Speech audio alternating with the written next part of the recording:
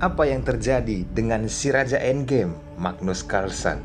Kali ini dia berhadapan dengan Hikaru Nakamura, teman-teman. Di turnamen Champion Chess Tour Chessable Master 2023. Saya akan mereviewnya, teman-teman. Flashback kita di 1 tahun yang lalu. Menjadi pelajaran penting bagi kita penikmat catur. Di akhir-akhir pertandingan, langkah yang salah. Di sini, dengan catatan jejak digital, kesalahan yang dilakukannya karena kesalahan mouse yang digunakan. Siapkan konsentrasi tinggi.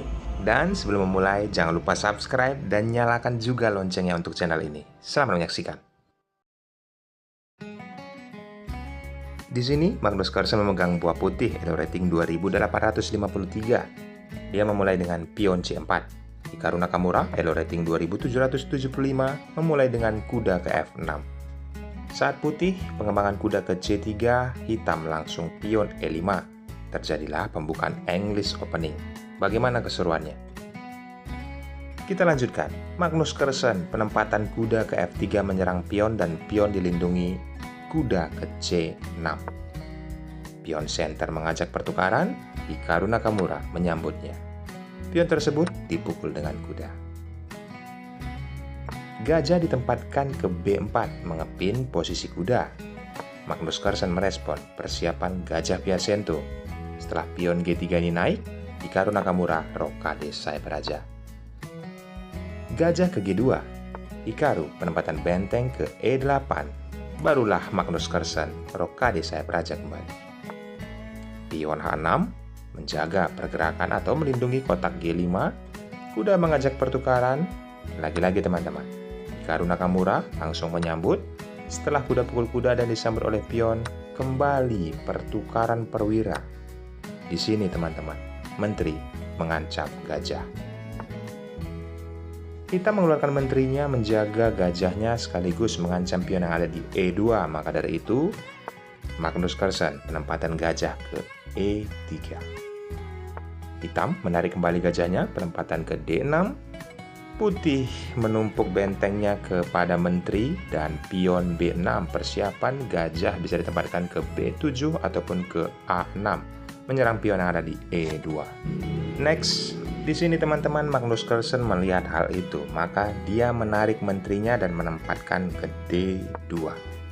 Hikaru Nakamura dengan kondisi seperti ini. Yaps, pion A5. Magnus Carlsen benteng ke C1. Benteng ditempatkan ke B8 jelas mendukung pion untuk bisa melaju ke depan. Setelah penempatan gajah ke F4 membuka ruang bagi menteri menyerang, sekaligus juga gajah menyerang pion yang ada di E2 3 kali. Maka dari itu, pion ke E4 dilindungi oleh gajah yang ada di G2. Kali ini pertukaran kembali sudah 3 kali. Hikaru Nakamura melakukan penyerahan permainan. Dan posisi menteri setelah memakan gajah mengancam pion yang ada di C7. Mudah saja, pion D6 menutup ancaman. Di sini Magnus Carlsen menciptakan benteng menumpuk di C1. Tujuannya jelas, mengancam pion yang ada di C7. Pion tersebut dilindungi oleh menteri, penempatan ke D8. Benteng menumpuk menyerang pion 2 kali. Lalu Hikaru Nakamura langsung memberikan perlindungan kepada pionnya, penempatan benteng ke E7 melindungi pionnya 2 kali. Permainan berlanjut. Hikaru Nakamura melihat pergerakan Magnus Carlsen yang sangat agresif memainkan pion H4. Tujuannya jelas, menyerang dari sayap raja. Gajah mengantisipasi pergerakan, berharap bisa nantinya ke D7, menolong pertahanan rajanya. Jelas saja, teman-teman, setelah pion G4 dimainkan oleh Magnus Carlsen, pion F6 dimainkan. Pion terus melaju, mengajak pertukaran. Pion pukul pion, dan setelah disambut oleh pion, saatnya Hikaru Nakamura mengancam menteri. Menteri tetap mengambil jalur untuk menyerang Raja Hitam. Maka dari itu, setelah ke G3, pion pukul pion, Hikaru Nakamura mendapatkan 1 buah pion, tetapi hanya kasat mata. Seorang Grandmaster Magnus Carlsen sudah memperhitungkan semuanya, teman-teman. Yang tadinya pion yang ada di C7, dia akan eksekusi kembali. Dengan cara apa, teman-teman? Yaps, kali ini dia langsung penempatan gajah ditempatkan langsung ke H3. Tujuannya jelas, bisa ke E6 mengancam benteng. pertukaran kualitas. Hal itu dilihat jelas oleh Hikaru Nakamura penempatan gajah untuk mengajak pertukaran. Tetapi, seperti yang saya katakan, pion yang tadinya dia kalah 1 buah, kini dia telah dapatkan. Setelah benteng pukul pion, Hikaru Nakamura melakukan kembali keempat kalinya penyerahan permainan. Gajah pukul gajah, terlebih dahulu Magnus Carlsen memukul benteng dengan benteng disambut dengan raja, barulah Magnus Carlsen memukul gajah dengan menteri. Permainan masih berlanjut, kondisinya masih berimbang, tetapi nilai negatifnya, hitam memiliki pion bertumpuk di jalur G. Kali ini Hikaru Nakamura penempatan menteri ke F6 menyerang pion yang ada di D2. Magnus Carlsen langsung agresif, menteri ditempatkan ke H7. Dan teman-teman, apabila hitam pukul pion dengan nafsunya, maka tempo skak oleh benteng. Jelas, 2 langkah bisa alternatif, raja bisa ke atas ke F6, skak mat. Dan alternatifnya kedua, dengan kondisi tempo skak oleh benteng, raja ke bawah bisa ke E8 ataupun ke F8, sama saja teman-teman, skak mat oleh menteri ke H8. Seorang Grandmaster Hikaru Nakamura asal Amerika Serikat sangat jelas melihat hal ini, maka dari itu dia tidak agresif memukul pion, melainkan penempatan benteng ke F8. Tujuannya jelas, apabila rajanya ditarik ke E8, maka otomatis hitam menyerang pion yang ada di F2 2 kali. Magnus Carlsen, tempo skak oleh benteng. Raja mundur, jelas teman-teman, pion yang ada di F2 terancam. Magnus Carlsen merespon, menyederhanakan permainan. Saat tempo skak, raja harus naik, barulah benteng pukul benteng.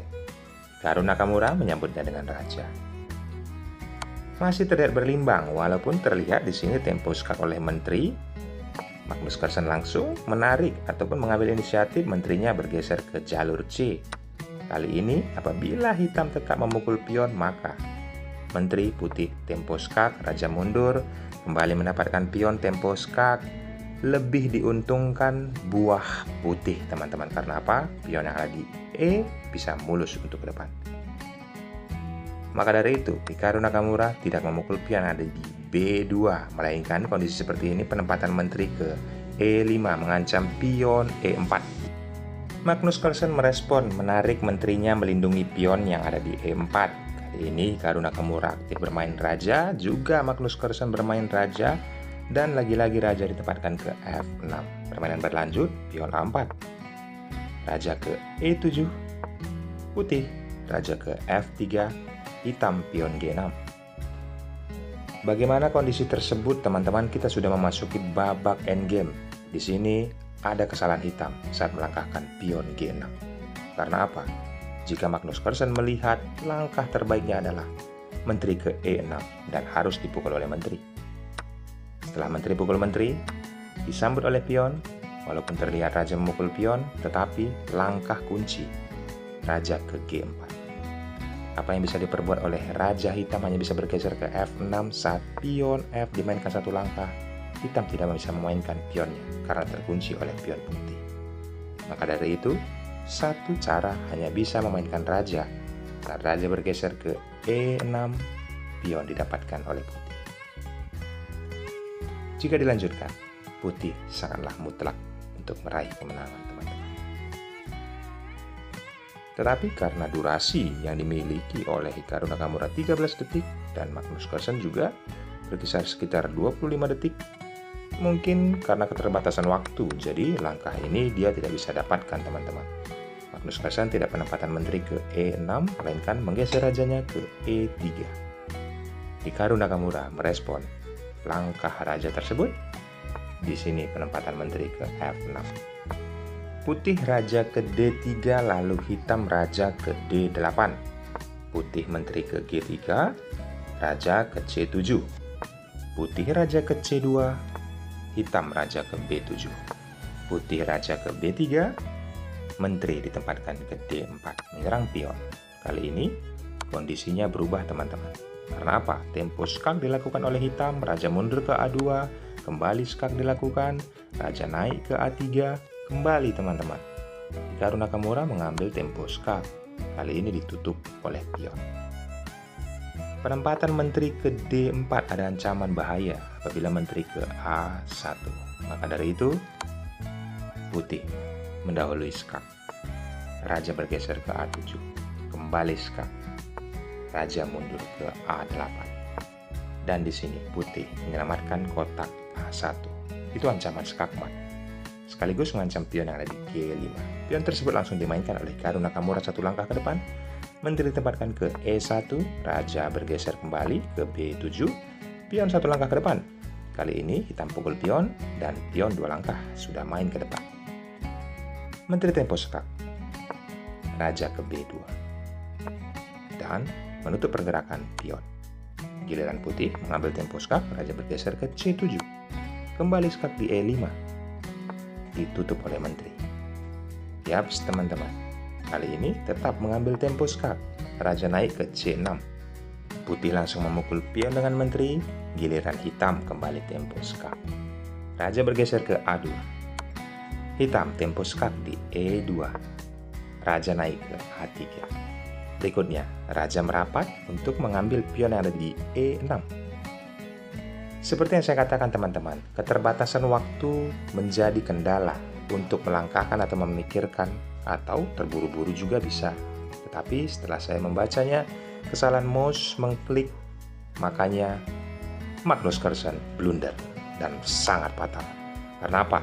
Setelah putih pion E7, hitam langsung memukulnya. Di sini maksud putih memukul pion yang ada di B6 dengan menteri. Tetapi situasi teknis berkata lain. Karena apa? Dia mengklik. Karena ini pertandingan dari online teman-teman. Malahan menteri ditempatkan ke F6. Saya akan menunjukkan cuplikan ekspresi dari Magnus Carlsen dan Hikaru Nakamura dengan posisi seperti ini. Blunder yang sangat fatal. Oh, no more checks. Oh, and what's happened there? What happened? We see a reaction. Magnus. Oh my god! Did he ping it on the spot? You win and that. Samar seperti manusia pada umumnya teman-teman. Jadi kesalahan itu walaupun sekelas Grandmaster masih bisa melakukan langkah blunder. Tenzin melakukan pada saat bermain online teman-teman. Di sini langsung dipukul oleh raja dan pertandingan selesai. Karena apa? Jika dilanjutkan sangatlah fatal bagi putih. Apa yang bisa diperbuat dengan 3 buah pion melawan 1 menteri. Baiklah teman-teman, ambil pelajaran pentingnya bagaimana tadi langkah dari awal sampai di babak endgame Magnus Carlsen melakukan kesalahan, tetapi dari langkah-langkah yang dilakukannya banyak langkah brilian yang kita bisa dapatkan ilmunya. Ucapan terima kasih dari kalian, cukup subscribe dan nyalakan juga loncengnya untuk video ini. Akhir kata saya ucapkan thanks and God bless. Bye-bye.